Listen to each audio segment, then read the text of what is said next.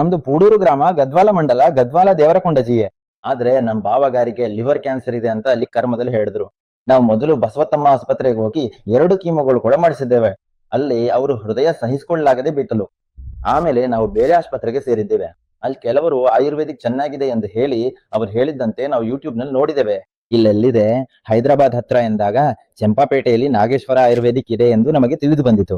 ಅಲ್ಲಿಂದ ಇಲ್ಲಿ ಬಂದು ನಮ್ಮ ಪೇಷಂಟ್ ಅನ್ನು ತೋರಿಸಿದ ನಂತರ ಇಲ್ಲಿರೋ ಮೇಡಮ್ ಮತ್ತು ಸಿಬ್ಬಂದಿ ಬಹಳ ಚೆನ್ನಾಗಿ ನೋಡಿಕೊಂಡು 3 ತಿಂಗಳು ನಮ್ಮ ಔಷಧಿಗಳನ್ನು ಬಳಸಿ ಅದರಲ್ಲಿ ಶೇಕಡಾವಾರು ಎಷ್ಟು ಕಡಿಮೆ ಆಗುತ್ತೆ ಎಂಬುದು ನಿಮಗೆ ತಾನೇ ಗೊತ್ತಾಗುತ್ತದೆ ಎಂದು ನಮ್ಮ ಮಾವನಿಗೆ ಸ್ಪಷ್ಟವಾಗಿ ಹೇಳಿದ್ರು. ಅದಕ್ಕೆ ನಾವು ಸರಿ ಎಂದು ಹೇಳಿ ಅವರ ಮಾತು ಕೇಳಿದ್ಲಿ. 3 ತಿಂಗಳು ಔಷಧಿಗಳನ್ನ ಬಳಸಿದಿಗೋ.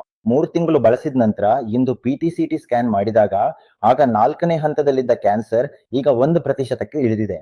ಆದ್ರೆ ಇನ್ನು ಇಂಥವ್ರು ಯಾರಾದ್ರೂ ಇದ್ರೆ ಇಲ್ಲಿ ಬಂದು ಈ ಔಷಧಿಗಳಿಂದ ಬಳಸಿದ್ರೆ ಒಳ್ಳೇದೆಂದು ನಾವು ನಿಮಗೂ ತಿಳಿಸ್ತಿದ್ದೇವೆ.